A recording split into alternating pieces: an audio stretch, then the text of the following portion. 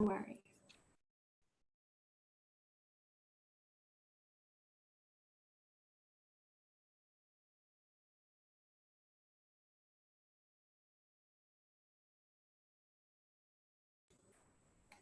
Good morning, everyone. Welcome to today's webinar. We'll be starting in about 1 minute while everyone joins.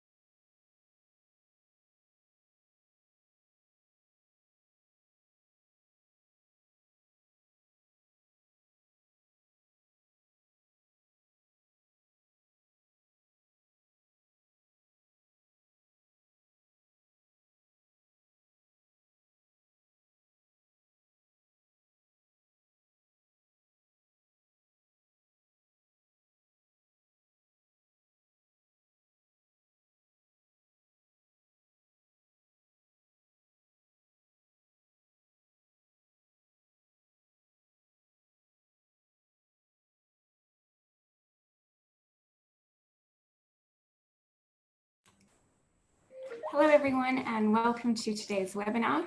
I'm Katie Russ, and I'm an associate with the Global Climate Program at the World Resources Institute. Today's webinar is focused on enhancing NDCs to reduce short-lived climate pollutants.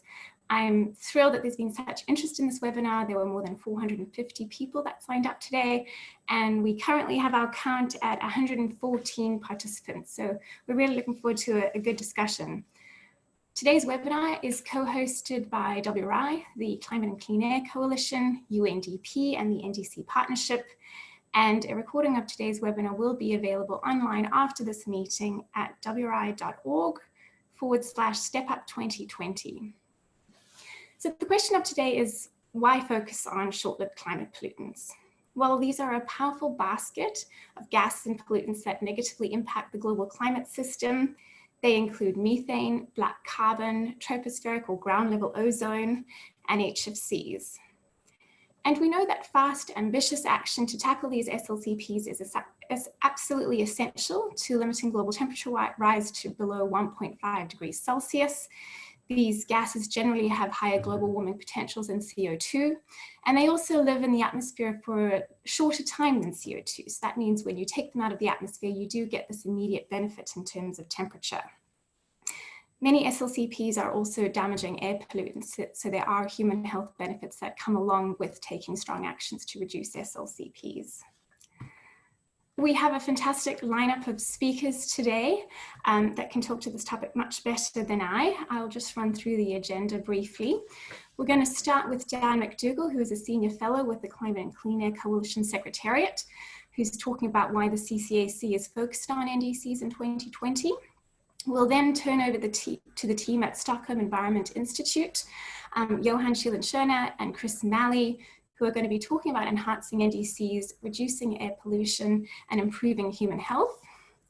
We're then fortunate to be joined by two government representatives who can actually tell us a bit more about how this works within their own countries. We have Bala Bapa, who works for the Federal Ministry of Environment in Nigeria, and then also Ben Breda, who works for the Ministry of Environment and Sustainable Development in Côte d'Ivoire. We'll then close with about 10 to 15 minutes of Q&A. Before we dive into the formal presentations, and I'll introduce the speakers in a bit more detail before their respective presentations, I wanted to hand over to my colleague Mary Levine, who's going to go over a bit more about the logistics for today's webinar. Mary, over to you. Hi, thank you, and thank you again for joining us. To best hear us, we suggest you use your computer audio.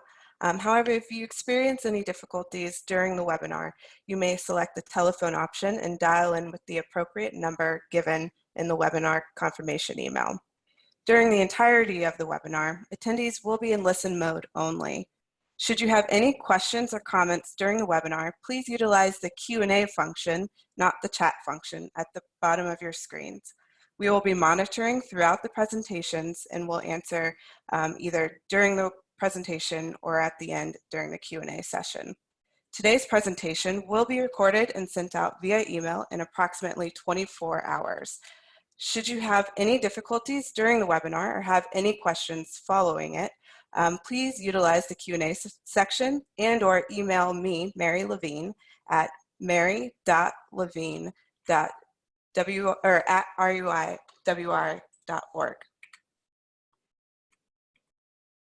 Thank you. Fantastic. Thanks so much, Mary. And with that, I'm thrilled to introduce our first speaker of the day, Dan McDougall, who's at the Climate and Clean Air Coalition Secretariat. He's going to be talking about the CCAC's work, particularly surrounding the nationally determined contributions. Just by way of introduction, Dan is a senior fellow with the CCAC. He works on policy and governance. He is the former ambassador for climate change in Canada, as well as the chief negotiator for Canada. Additionally, he led work on Canada's NDC and mid-century strategy, so certainly bringing a wealth of experience. Dan, welcome. The floor is yours. Thanks, Katie, and good morning, everybody. And thanks, Katie and WRI and colleagues there for hosting this this webinar today. I think it's a particularly timely moment to be having this topic, given what's going on in the world. Let me take a few minutes at the start just to introduce the CCAC a little bit as well, and let people know who we are and what we do, because I think it's relevant to the rest of the presentations that we'll have. The CCAC is a voluntary alliance of both countries, intergovernmental organizations, non-governmental organizations, and private sector collaborators. We have 69 state partners within the coalition, and about 18 intergovernmental organizations, including the World Bank and most of the regional development banks, UNEP, the OECD, UNDP, Food and Agriculture Organization, Meteorological Organization, and the World Health Organization, to name a few of them, as well as almost 60 NGOs, including WRI, who's a very active member and participates in our steering committee. So we're a fairly large organization now with global coverage on all of the continents. What do we do? So we do a few things. One of the key elements of our work derives from some of the scientific work we do. We have a very strong and active science advisory panel who's been doing publishing on short-lived climate pollutants and providing advice to ministers and to the coalition on SLCPs, and also involved in doing regional assessments of the impact and actions that can be taken to reduce short-lived climate pollutants. Done some in Latin America already as a regional assessment, in Asia Pacific with a particular focus on air pollution as the driving impactor for work there. And we're currently working on one for Africa, which Johan will talk a little bit more about at the end. So science is a key focus of what we do and really drives a lot of our work. We also do a lot of work at the political level and political engagement and making sure that our partners, countries, are coming together at the most senior level to try and drive ambitious action to reduce short-lived climate pollutants. And certainly one of the things that we've been working with at the ministerial level for the last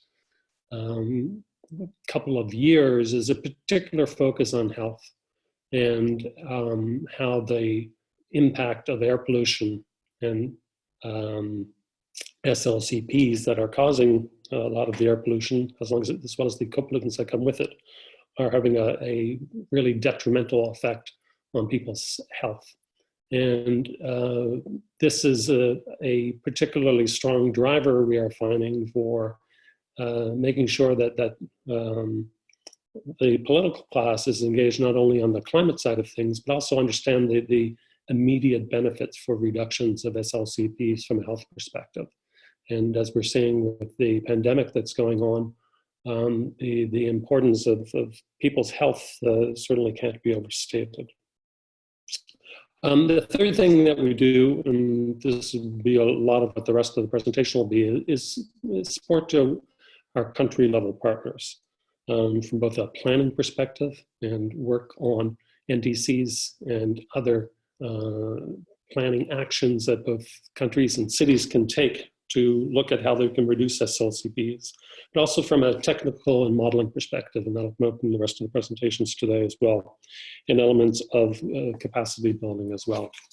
So that's kind of the overview of what we do.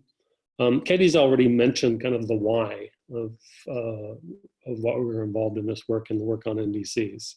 The reality is that there's no pathway to the Paris temperature goals that does not include aggressive actions on both long-lived gases like CO2 and short-lived climate pollutants. If there ever was a time where there was a choice between the two, that has long passed. We have to do both. We need immediate and aggressive action on CO2, and we need immediate and aggressive action on short-lived climate pollutants in order to get anywhere near the temperature goal of the Paris Agreement. What is interesting for the short-lived climate pollutants is the temperature impact that we have from reduction of those pollutants into the atmosphere. Whereas CO2 takes a long time to have the impact be felt. We can get an immediate impact from a temperature perspective from reducing short-lived climate pollutants. And this is particularly important if we're going to actually avoid some of the feedback loops that could potentially be occurring, and also the crossing of some very dangerous tipping points in particularly sensitive areas. So as you reduce these short-lived climate pollutants, it has an immediate effect on temperature, and that is very critical for the Paris temperature goal attainment. The other aspect of the work on SLCPs, though, is that they have multiple other co-benefits. I've mentioned the health aspects as well already. This is a particularly important aspect of reducing them. These are dangerous health pollutants as well as climate forcers. And they also have very strong impacts in terms of reduction of the productivity of plants. So you have an agricultural impact by having these pollutants in the atmosphere, and an agricultural benefit in terms of avoiding crop losses by removing them from the atmosphere. So that's kind of the why of what we do things. And I'll stop there and turn it over to colleagues who will be explaining in much more detail the types of things that we're involved with at the country level that is leading to more opportunities for increasing reductions of SLCPs and NDCs. Thank you. Fantastic. Thanks so much, Dan, for giving that great overview, and the CCAC Secretariat is certainly a great partner to us all. I'm going to now turn the floor over to the Stockholm Environment Institute. First, some introductions. We're joined today by two speakers from the Stockholm Environment Institute. First, we have Johan Schüller-Tschirner, who is a research leader at the Stockholm Environment Institute and reader at the University of York in the Department of Environment and Geography. His career over 3 decades has focused on different aspects of air pollution, and for the last 10 years he's been concentrating on the linkage between air pollution and climate change, and especially relevant today, the important potential for short-lived climate pollutant strategies to address the near-term climate change and protect health. He works a lot with the CCAC project that is helping countries all over the world in Asia, Africa, and Latin America to develop plans to reduce these emissions. Johan is joined by Chris Malley, who is a researcher at SEI as well. His work focuses on the linkages between air pollution and climate change. This includes research to quantify the impact of pollution on different health outcomes, and then subsequently and importantly apply this research to identify, evaluate, and prioritize different mitigation actions between countries' national action plans. So with that introduction, I'm going to pass over to Johan and Chris. The floor is yours, and thank you for joining us. Thank you very much, Katie. And good afternoon, or indeed good morning to many of you. And I'd like to thank WRI for giving us this opportunity to talk with you at this webinar. So as Katie said, my name is Johan Schüller-Tschirner, and I'm a research leader at SEI, but also a member of the CCAC Scientific Advisory Panel that Dan mentioned. I'm going to introduce part of the talk, and then my colleague Chris Malley will provide more interesting details later on. So for those of you who don't know, the Stockholm Environment Institute is an international research institute, and we have centers in Europe, the US, Asia, Africa, and Latin America. Researchers at our center in York in the UK, where I and Chris sit, as well as colleagues in our US center in Boston, that's Charlie Heaps and Jason Vasey, have been working with the Climate and Clean Air Coalition since 2012 when it was formed, to develop national planning to address short-lived climate pollutants. And this talk provides some insights and results from this work of relevance to the development of nationally determined contributions. So if I could have the next slide, please.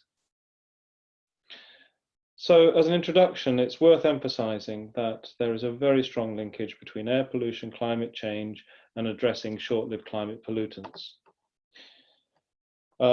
Partly this is because the same individual sources emit greenhouse gases and air pollutants. So as well as the CO2 emissions, which is the main cause of climate change and which will affect climate for a long time due to its long atmospheric lifetime, there are the emissions of the so-called short-lived climate pollutants, which have a climate impact, but importantly, because they're short-lived in the atmosphere, reducing their emission will lead to reductions in warming in the near term.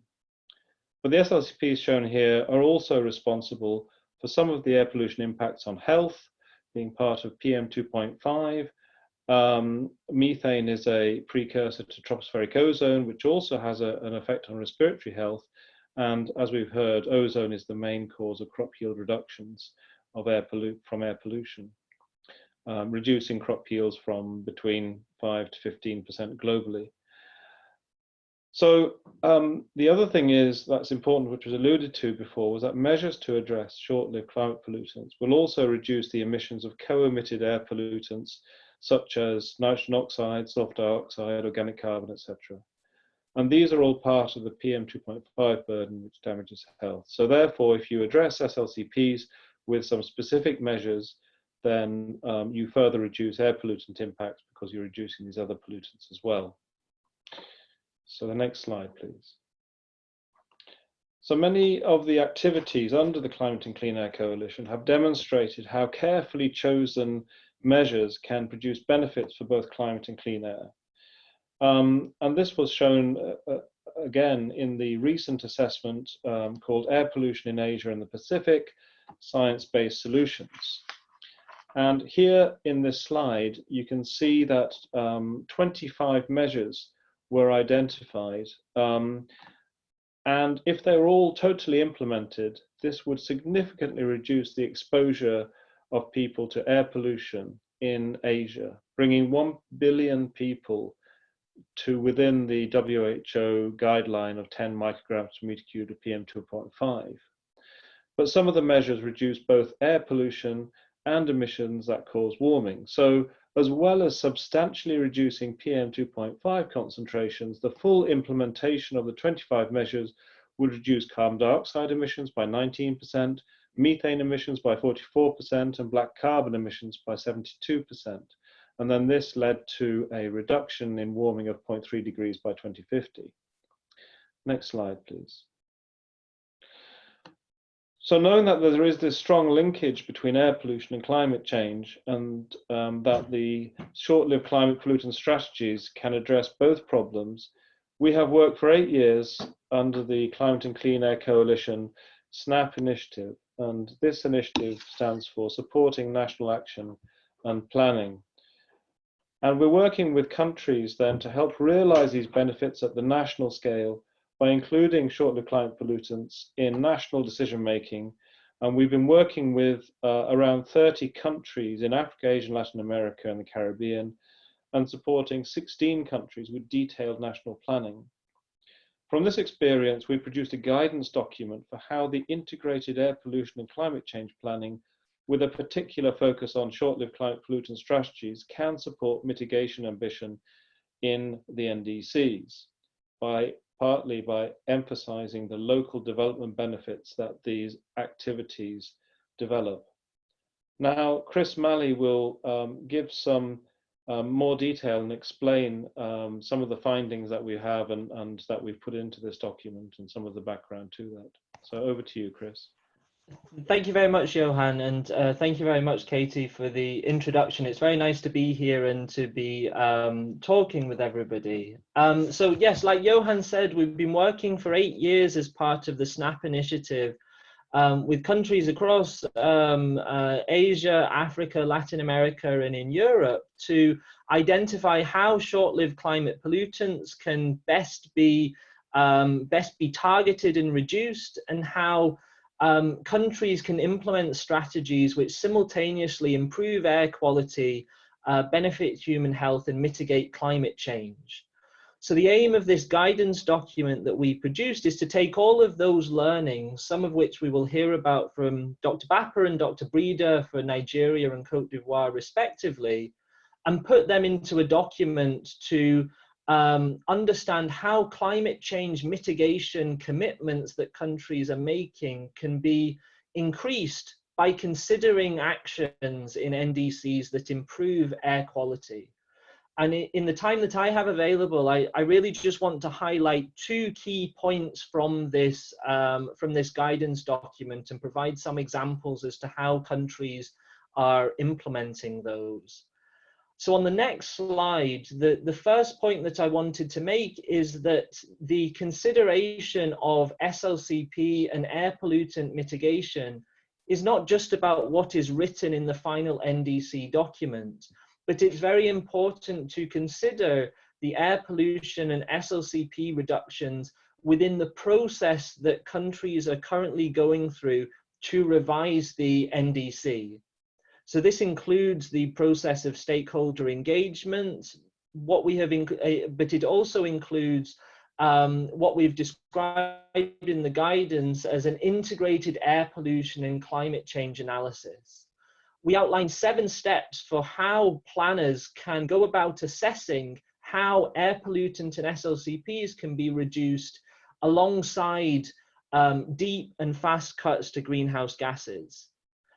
This analytical process is not just is not something that is separate from the processes and the analyses that countries generally undertake for developing their climate change commitments in their NDCs or for their national communications or BURs.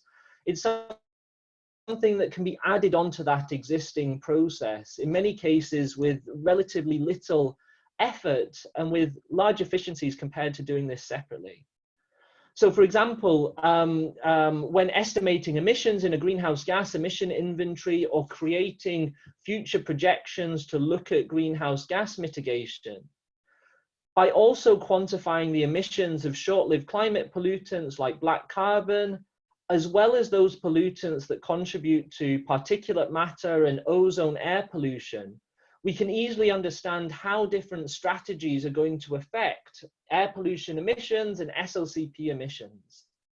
And in most cases, the methodologies that are recommended by the IPCC for looking at greenhouse gas emissions are exactly the same as the methodologies that are needed to look at SLCPs and air pollutant emissions.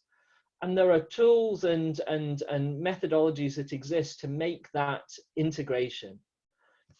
So, and then the second point that I wanted to make about this process is that when defining the climate change mitigation ambition, in order to be able to look at the air pollutant benefits, the SLCP benefits that can be achieved from a certain level of climate change commitment in an NDC, it is really useful to be able to break down that climate change commitment into specific policies and measures that will go towards achieving it. Because it's when you become specific about the measures that will be implemented in different sectors that you're able to understand what the consequences will be for air pollutant emission reductions, but also for other sustainable development benefits as well. And on the next slide, there is an example for how this, this process of developing an integrated air pollution and climate change analysis has increased the knowledge of the air pollution benefits that can be achieved in climate change commitments. And the example here is for the Maldives. So the Maldives is a small country with a small population, but it has the most densely populated city in the world as its capital. So there are air pollution issues associated with transport and the burning of waste in the Maldives. As you might imagine, the Maldives is also very vulnerable to climate change, but they have committed to take 22 specific actions that make up their climate change commitment of a 24% reduction in greenhouse gas emissions.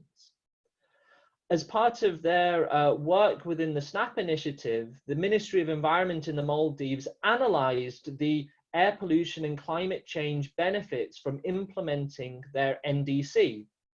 And what they found was that by implementing the actions that they had identified to reduce greenhouse gas emissions, such as increasing the amount of renewable energy in their electricity matrix, of reducing the burning of waste at their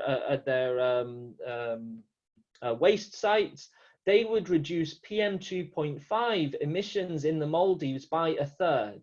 By taking these actions that they had committed to for their climate change commitment, they would achieve local benefits in terms of reducing air pollution. And they use this as the basis to then identify what additional actions they could take to further improve air quality and mitigate climate change, such as implementing vehicle emission standards, both for land vehicles and for marine vessels, which are important in the Maldives. The second point that I want to make begins on the next slide, and it reflects the fact that the opportunities to increase climate change mitigation ambition through actions that improve air quality will be very different in different countries. Each country has their own circumstances in terms of the institutional arrangements, the regulatory frameworks, but also the major emission sources that are key to be mitigated if we're going to achieve the Paris goal. And that's why within this guidance and within the approach that is taken in the SNAP initiative, we've put forward an array of options that countries can consider in terms of how they can increase climate change mitigation ambition whilst improving air quality and achieving those local human health benefits. So there are four groups of opportunities. The first two focus on reducing the sources of short-lived climate pollutants, which we've heard a lot about already. So the first opportunity focuses on reducing methane and hydrofluorocarbon emissions from oil and gas, agriculture, waste, industrial process emissions. As Johan said, methane is a pollutant which forms ozone at the surface, which has respiratory health effects. So if we can reduce methane, we will have air pollution benefits. And the CCAC will be coming out with an assessment this year which quantifies those benefits to human health by country, both the health benefits and the economic benefits of those from specifically taking action on methane. The second opportunity is to focus on those sources which are rich in black carbon emissions, like diesel vehicles, residential cook stoves, crop residue burning, oil and gas flaring. And the opportunity here is twofold. By reducing the black carbon emissions, we reduce a source of particulate matter. Black carbon contributes to particulate matter, and therefore we improve human health. We reduce the number of premature deaths and other health outcomes.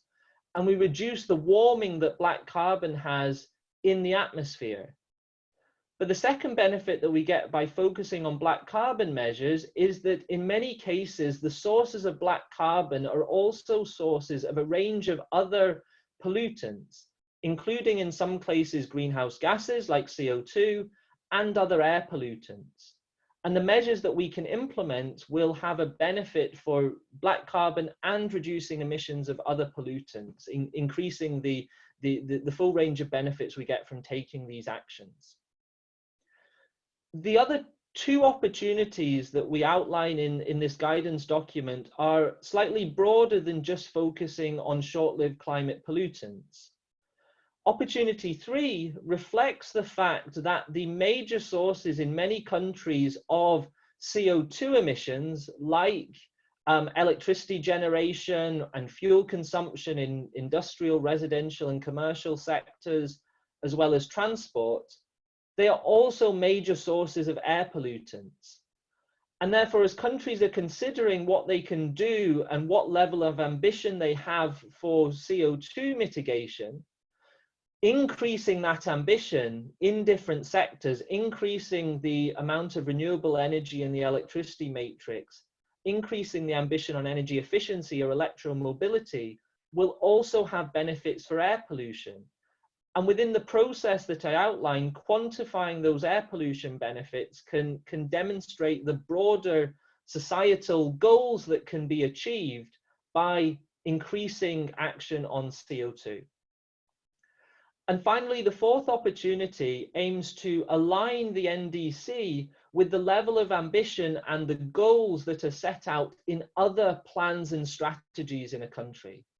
So there may be actions that are included in air quality strategies, in the HFC phase down strategies as part of the Kigali Amendment to the Montreal Protocol, in specific sectoral strategies or in national development plans. These may all include actions that haven't been identified to reduce greenhouse gases, but which their implementation will reduce a country's contribution to climate change. And ensuring that the NDC is aligned with these will make sure that all the policies in a country are pointing in the same direction. On the next slide, I just want to provide a quick example of how how one country has taken advantage of some of these opportunities in the revision to the NDC that they have developed, and that's in Mongolia.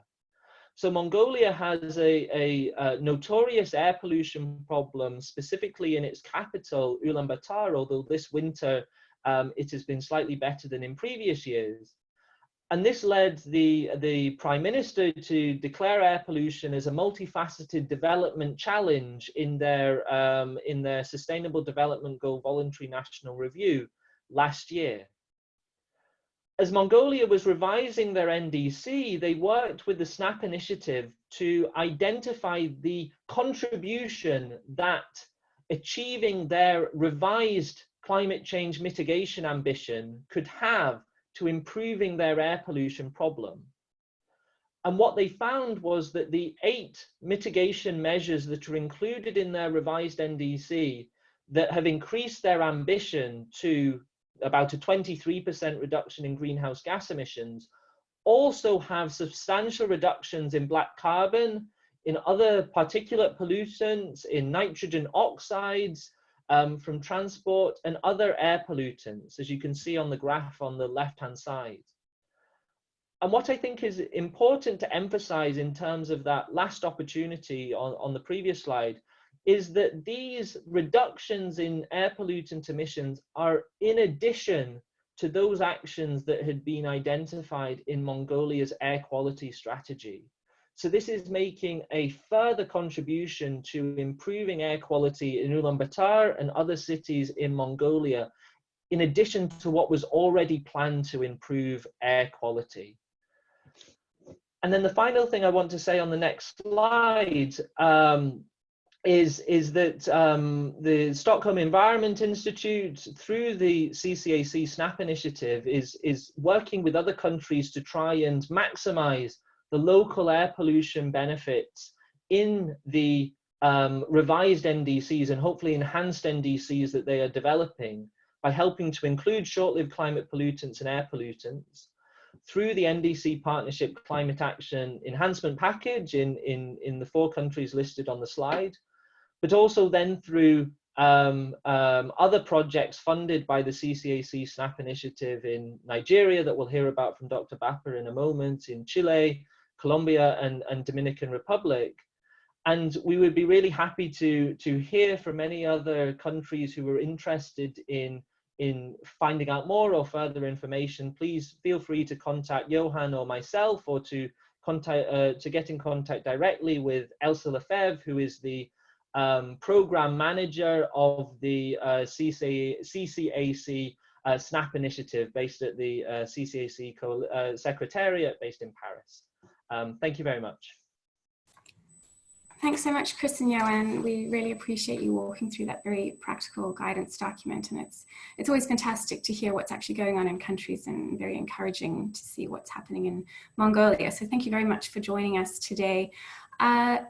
If anyone is interested in asking questions during this webinar, please do go to the Q&A function and type in your questions there. There's quite an active discussion going on, and I'm very appreciative of the panelists for answering the questions in real time, but there are some good questions around momentum around NDCs this year with regard to COVID-19, and some good questions around air pollution. So we'll try and tackle as many of those in the Q&A portion of the discussion, but there are some responses happening in real time over there. So please do ask your questions over there. With that, I'm going to now turn the floor over to Bala Bappa. Bala Bappa is the CCAC SNAP Implementation Coordinator at the Federal Ministry of Environment in Nigeria. Bala is an agriculture specialist with cross-sectoral experience in environment, agriculture, and climate change. Since 2014, Bala has coordinated the CCAC's agriculture and SNAP initiatives in Nigeria. Bala, thanks so much for joining us today, and the floor is yours. Thank you, Kathy, and hello, everyone. I'm going to talk to us about Nigeria's SLCP project and the ongoing NDC revision process, and what we have done so far.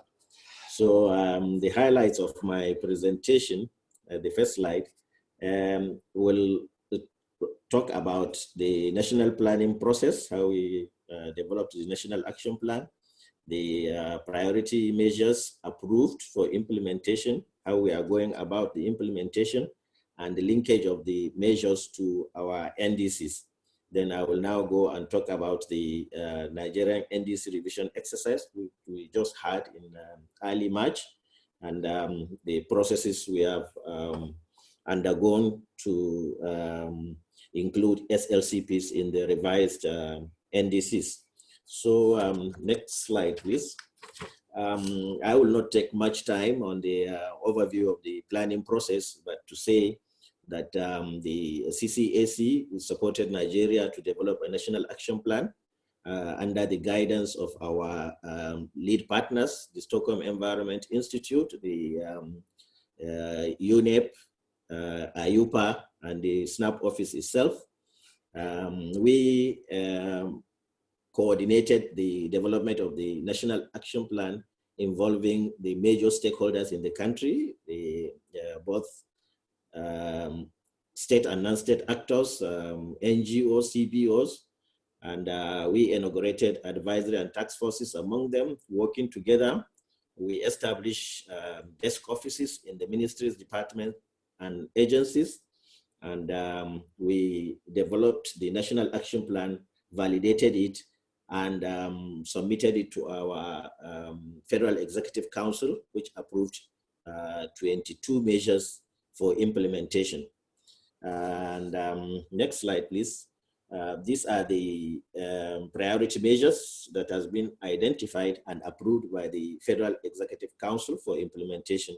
And they cut across the major emission sectors, the transport sector, residential, oil and gas, industry, waste management, agriculture, power and energy, and then HFCs.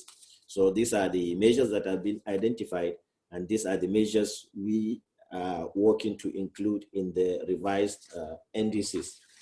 So for the implementation, after the approval of the Federal Executive Council, we proceeded with the implementation. And the Federal Executive Council directed the Ministry of Environment, Ministry of Budget, Finance, Budget, and National Planning, and the Office of the Secretary to the Government to coordinate the overall implementation, which has taken off, and we are implementing the measures at the moment. So among the responsibilities given to the Ministry of Finance, Budget, and National Planning is to mainstream the measures into our national planning process, and also ensure budgetary provisions for execution of SLCP projects in the MDS. So the implementation is ongoing at the moment. So next slide, please. These measures are linked to our NDCs, the priority sectors of the NDCs, which include the energy, oil and gas, agriculture and land use, industry, and transport. So this is linked to our priority sectors of the NDCs. So as the NDC revision process kicks off, the UNDP support program and climate promise program, together with the NDC partnership and the climate action enhancement package, undertook a joint mission in Nigeria to kickstart the NDC revision process. And in particular, the UNDP climate program, the UNDP climate promise is supporting the inclusion of the SLCPs into the revised NDC. And when the mission came, they insisted that the SNAP should be part of the mission to make sure that the 23 mitigation measures are included in the revised NDC. So we joined them, we joined the mission in all their activities, which cut across workshops, interactions with MDS, the donor roundtable, and the bilateral meetings with the MDS. So the UNDP is supporting about 100 other countries, including Nigeria, in the revision process. In particular, in Nigeria, the UNDP is supporting the water inclusion of the water sector into the revised NDC, the inclusion of short-lived climate pollutants, forestry and nature-based solutions, gender integration, and the ILO employment and decent work program. These are the specific areas that the UNDP support program under the climate promise is supporting in Nigeria. So we went together with them at every instance. We presented the national action plan. We emphasized the 22 measures, and we also guided the MDS to include these 22 measures into their revised NDCs. Though before now, there was a request put to the climate action enhancement package for some measures that will be included into the revised NDCs. But this is an opportunity for us to include those that have not been included in the first request. So the climate action enhancement package, which had the joint mission with the UNDP support program, also is supporting the inclusion of the mitigation, SLCP mitigation measures into the revised NDCs. So the CAEP has some funding partners through the NDC partnership. And we had discussions with them, and each of them identified the areas that they are supporting in the revision exercise. So as we said earlier, the UNDP is providing majority of support for the revision of water sector, short-lived climate pollutants, forestry, nature-based solutions, gender integration, and ILO employment and work program, as mentioned earlier. The UN Environment is supporting adoption of appropriate technologies to achieve NDC targets.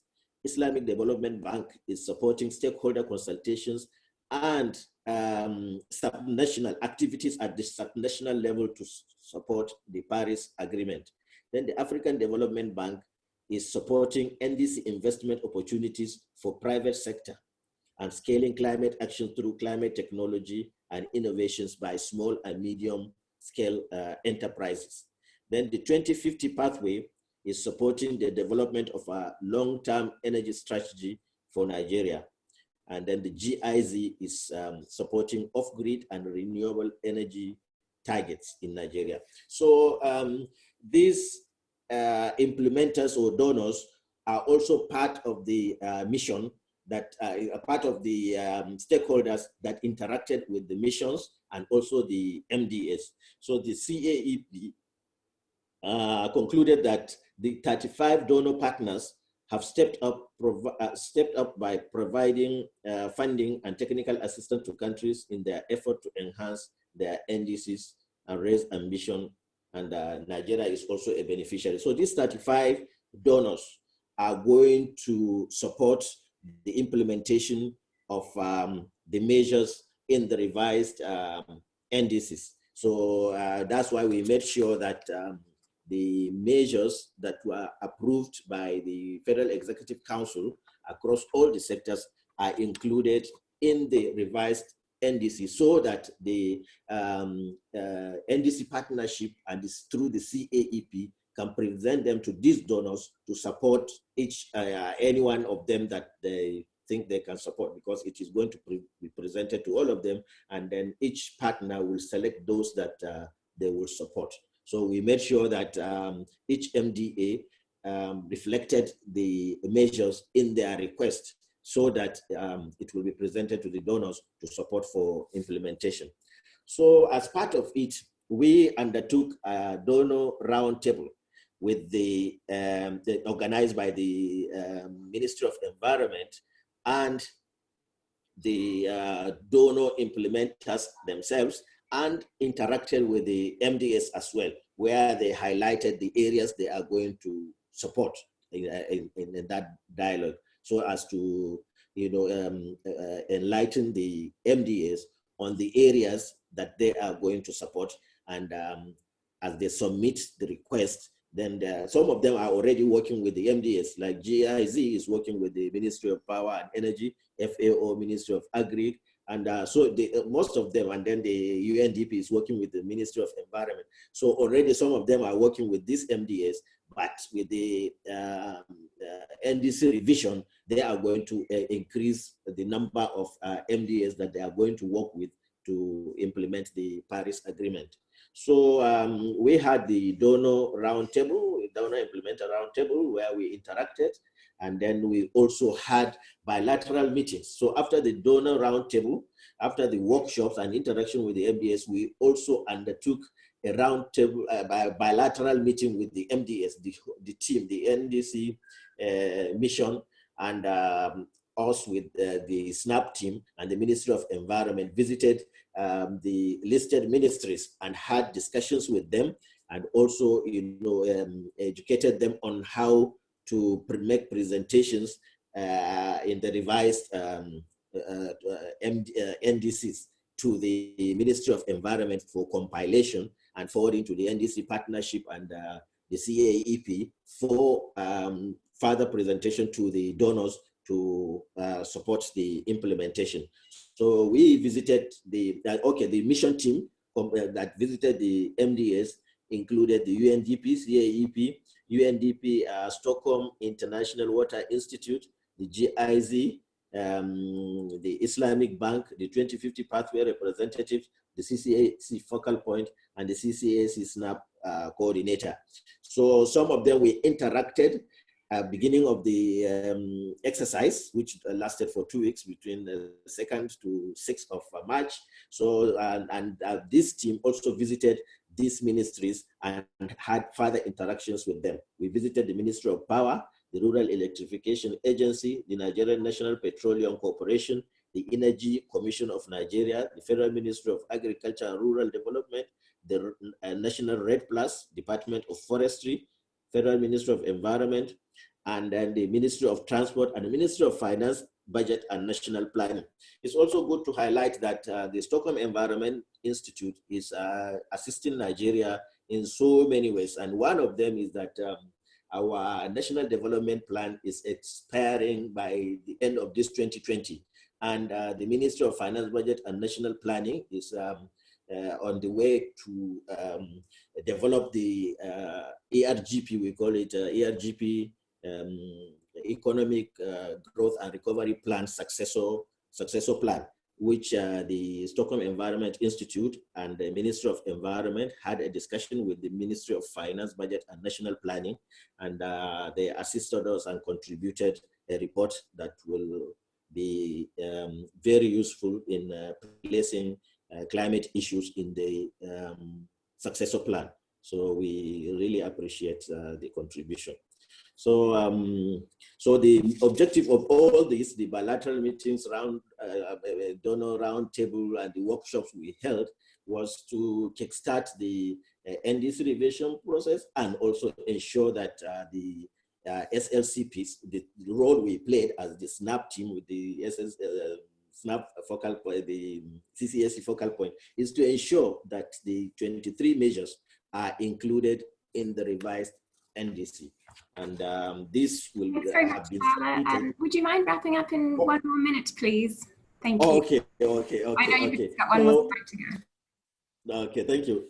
So we have I've virtually rounded up. So we had the meetings, and we ensured that the 23 measures are included, and they have been submitted to the Ministry of Environment for further compilation and submission to the NDC partnership and the CAEP for funding support. So this is what we have done so far, and we have ensured that SLCPs are included in the revised NDCs for Nigeria. Thank you. Wonderful. Thanks so much, Val. It's great to see what's going on in Nigeria and also hear how fantastically you're coordinating all of those donors, which is so important. We wish you all the best of luck with the NDC revision process, as well as the development of Nigeria's long-term strategy. So thanks very much for joining us. I'm now going to turn over the floor to our final speaker, Ben Breeder, who's at the Ministry of Environment and Sustainable Development at Côte d'Ivoire. I would like to give Ben his full presentation time, so we are going to go over on this webinar about 15 minutes so that we can get into some of those good questions that you've all posed to us. If you do need to drop off at the hour, the webinar is being recorded and we will be sending a recording to you after the webinar if you do need to leave. So with that, I'm going to pass over to Ben. Thank you very much for joining us.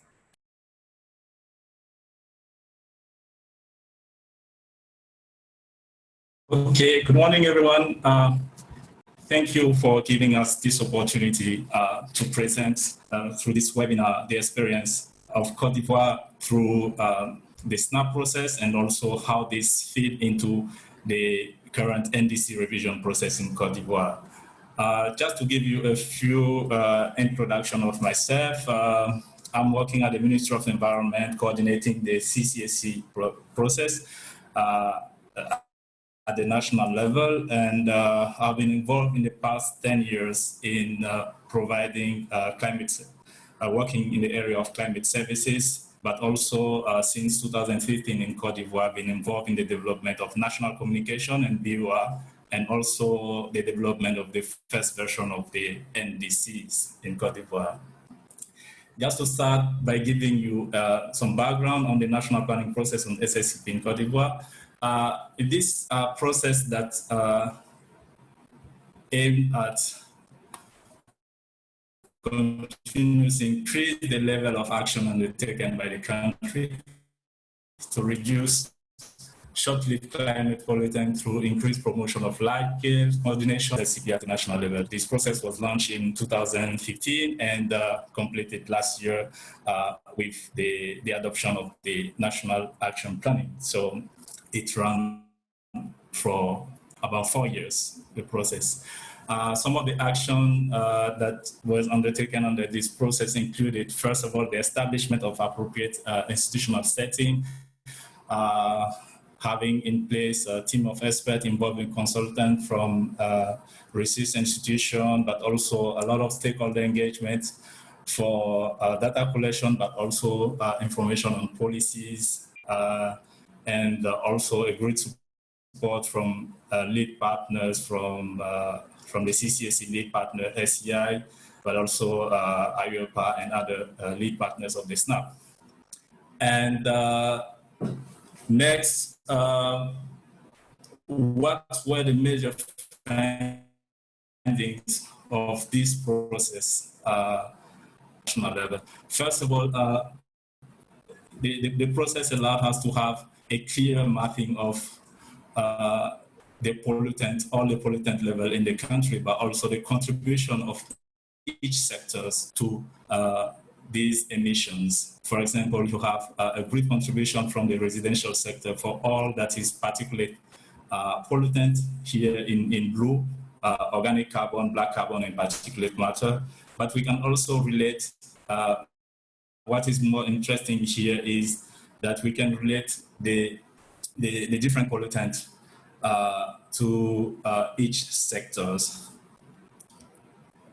Also, we came up with some projections of emissions for two major SLCP that contribute to the emissions in the country, mainly the black carbon and the methane. And you can see here that emission of those two SLCP will increase in the future if nothing is done. So this leads us to consider measures that will help address these emissions, reduce this emission within the different sectors that contribute to the emission in the countries. And we've been able to identify through the SNAP process 16 measures in 5 major sectors, which are household energy sector, the transport sector, and the waste, agriculture, oil and gas, which are the I think the most important at this stage of our assessment of the most important contributor to the SLCP in the country. We also through this process, we also kind of looking at the different measures with regard to the state of implementation, mainly the measures that are already going on, implemented by the government, and also additional measures that could be considered to further reduce the SLCP. Why this is important in such kind of process is that it allows us to clearly see the different pathways of the emission. What will be the emission if, for example, the current policy fails, and what are the implications of the implementation of current policy, but also additional measures that we are considering under the SLCP action plan.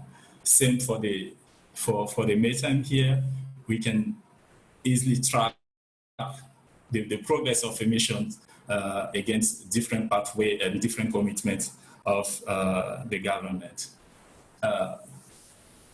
One interesting point through this process and the approach,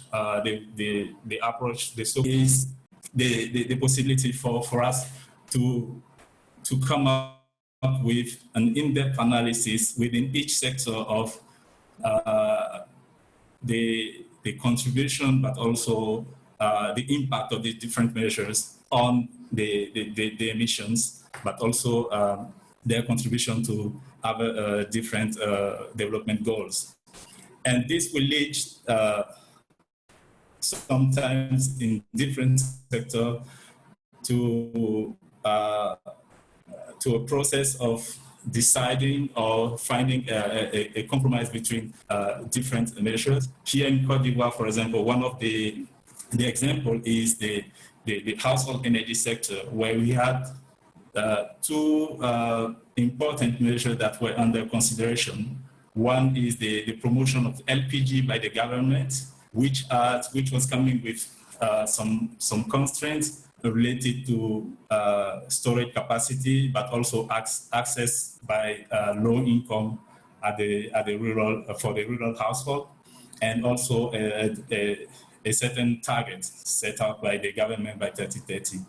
And you also have the promotion of improved stove by the Cook Stove Alliance at the national level, which has also its constraints and barriers. So in this case, following this type of analysis, we're able to come up with a scenario, a mitigation scenario that we combine, that we find a good trade-off between different, I will not say not conflicting or opposing vision or agenda in terms of within the sectors.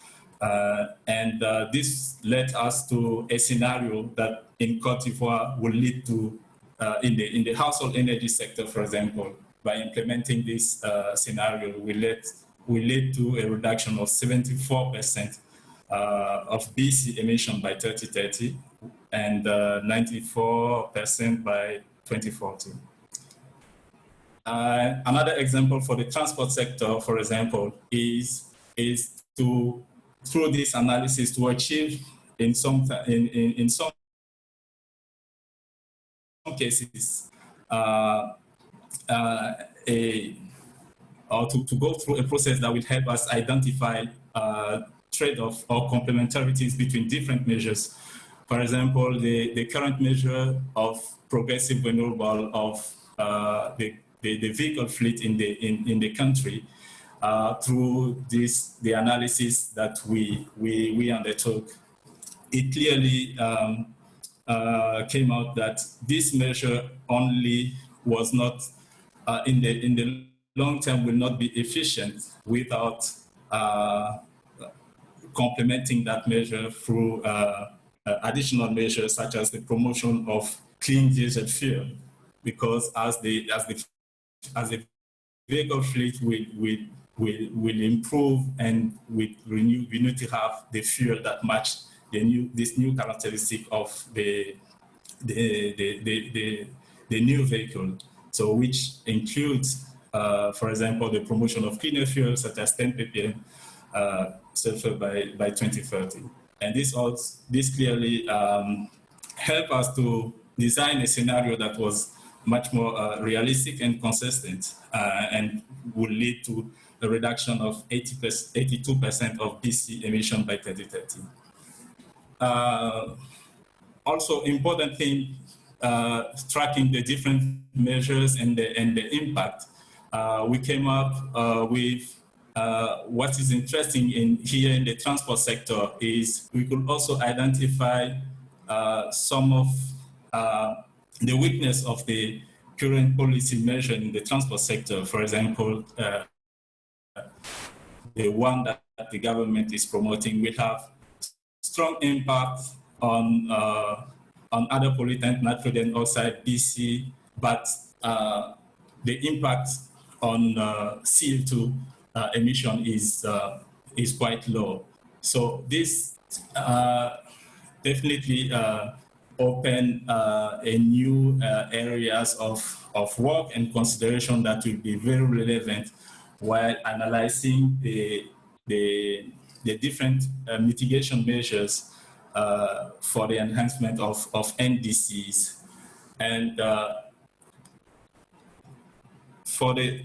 just to summarize on the analysis and the effect of the 16 measures identified under the plan, we noticed that we came to the conclusion that the implementation of all the 16 measures will have a strong impact and yield reduction on black carbon, 50%, almost 60% by 2030, and 34% of methane reduction by 2030.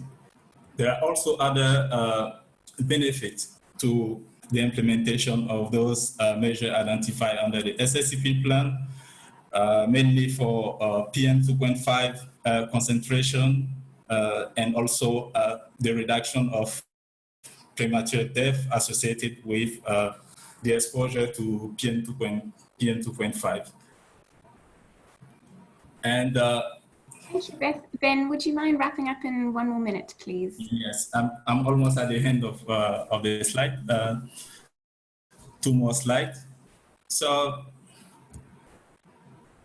just to conclude, the national plan that we just provide a good basis for analysis of C, and it also helps to identify policies and measure and the effect on the emission and other related benefit, as I just mentioned for the plan. And the 16 measures actually included in the plan will represent 20% reduction of GHG emission, which is around almost 65% of our current NDC commitment. And it all highlight the need to take into account all gases and pollutants in the country. Côte d'Ivoire has just launched early this year the revision process of our current NDC in February 2020. And the key activities under this revision process include the revision of mitigation and adaptation targets for all major sectors, and using a bottom-up approach with the NIP IBC tool, which was used through the SNAP process. And just to give you a brief overview of the different partners supporting the process now, we have the NDC Assist and the GIZ, which is now working with the NIP IBC tool to review the energy sector. We are going to, under this work, increase the temporal resolution of the analysis, go through maybe some daily and hourly analysis in these sectors. The FAO supporting the AFOLU, UNDP,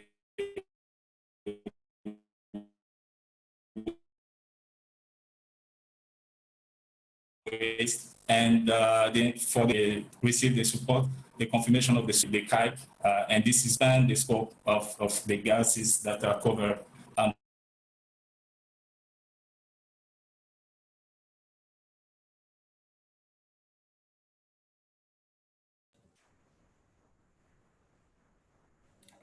Thank you very much, Ben. It looks like you've gone on mute, but I trust that you've finished your presentation, and thank you so much. Ben has a longer, more comprehensive slide deck, which I'm hoping we can also share with all participants so you can learn more about the Côte d'Ivoire experience. I'm very appreciative to the panelists for answering some of the questions in real time, most of them in fact, but I would like to bring out two questions now, which I think is worth highlighting for this discussion today. They're very timely, and in case you haven't been following the movement in the chat box, I would like to ask Dan McDougall, please, to just respond to a question that's come up a few times today, which is very succinctly summarized here.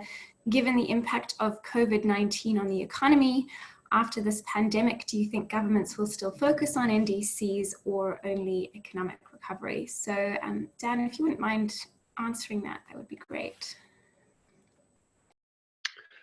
Thanks, Katie. Nice of you to toss me the easy question. The reality is that the world is changing pretty significantly at the moment, as we all know. So there's an enormous amount of uncertainty as to what's going to happen. The pandemic is not under control yet. The implications for national and the economies and the global economy is not known yet. The COP has been postponed. So there's a lot of uncertainties that are happening around the world. I guess one thing we do know is that the climate crisis is not going away. The actions that are happening now in terms of shutting down industries and physical distancing and less transportation, both in the sky and on the ground, all of that's having a very immediate impact on the atmosphere. Probably less of an impact perhaps on the overall climate. The history of prior experiences with the economy shutting down is that they eventually come roaring back. So I guess two things. One as growth starts to pick up again post the pandemic, certainly governments and research organizations and all of us who are involved in this world, I think, are doing what we can to make sure that the build back is going to be done in a different way, and that we can actually use this opportunity of the investments that will be taking place to pivot to new types of economy and lower emissions economies. So that's point number one. Point number two, I guess, is with respect to the COP process overall. Certainly, had been a lot of work underway already to try and make sure that health was prominently featured within this upcoming COP. That follows in part from the Secretary General's summit last year, where health indeed was a very important feature of the climate program there. I guess as we look forward to the cessation of this pandemic, health will be even more important, I guess, as we look to what's happening, and this will be an opportunity to make sure that it is very prominently featured in both this next COP and in subsequent COPs. And within that, I guess, we see short-lived climate pollutants as having an important and critical role within that. They are both climate aspects and health aspects, and making sure that we feature that prominently in both the NDC process, but in other aspects of the climate world, I think will be an important challenge that we will all have, with important benefits that will accrue from it. Thank you, Dan. I do appreciate you responding to that. Before we close, I'd just like to pass over to Johan again. We have a lot of African countries on the call today. We've heard a lot about what's going on in Nigeria and Cote d'Ivoire, and I'd just like Johan to say a bit more about the work that's going on with regard to the Africa Assessment Report, which I think will be quite relevant to this audience. Yes, so we are working with quite a lot of countries in the SNAP program. And through the NDC Partnership Climate Action Enhancement Programme, we're going to be able to work with 4 further countries. And then, as Katie mentioned, the Climate and Clean Air Coalition is developing an assessment of how addressing air pollution and climate change can be an important part in delivering key local development benefits through reducing air pollution impacts on health and at the same time addressing climate change. And what we're going to do is to assess the linkages to different development priorities for Africa. So we're going to be assessing how addressing the air pollution and climate change in an integrated way can help to realize the Africa we want, which is outlined in the African Union's Agenda 2063 strategy. Now, what I'd like to say is that there are opportunities for people listening to this webinar to get involved. We're in the process at the moment of developing the structure of the assessment, developing the modeling that will support it, and identifying authors to help develop the assessment. We've also reached out to the ministries of environment of all African countries through the UNEP regional office. So if you have an interest in contributing to this assessment, then please do contact us at SEI, or in the African countries, make contact with your Ministry of Environment to support the effort. So I think this will be exciting, and it will follow on from the assessment in Asia and also another assessment which the CCAC undertook in Latin America and the Caribbean. We hope to make this as useful as possible to support decision makers and researchers and others in Africa. Thank you very much, Johan. I would like to say a special thank you to all our panelists today for your fantastic presentations and for also keeping up with all the questions as they came in. I'm incredibly appreciative, and we all learned a lot today. I would also like to thank all the participants who joined us today. At our peak, we had 170 people on the line, 120 people are still on, which just shows the interest in this topic. A recording of the webinar will be available soon on wri.org/StepUp2020. This is also part of a series of webinars that we're doing at the moment on different topics related to NDC enhancement. We will be doing another webinar next week, Thursday, which will be starting half an hour before this webinar. And if you're interested in learning more about that and registering, please do see the link that's displayed on the screen today. So with that, thanks everyone for joining. We'll conclude now and look forward to staying in touch. Stay well. Bye. Bye.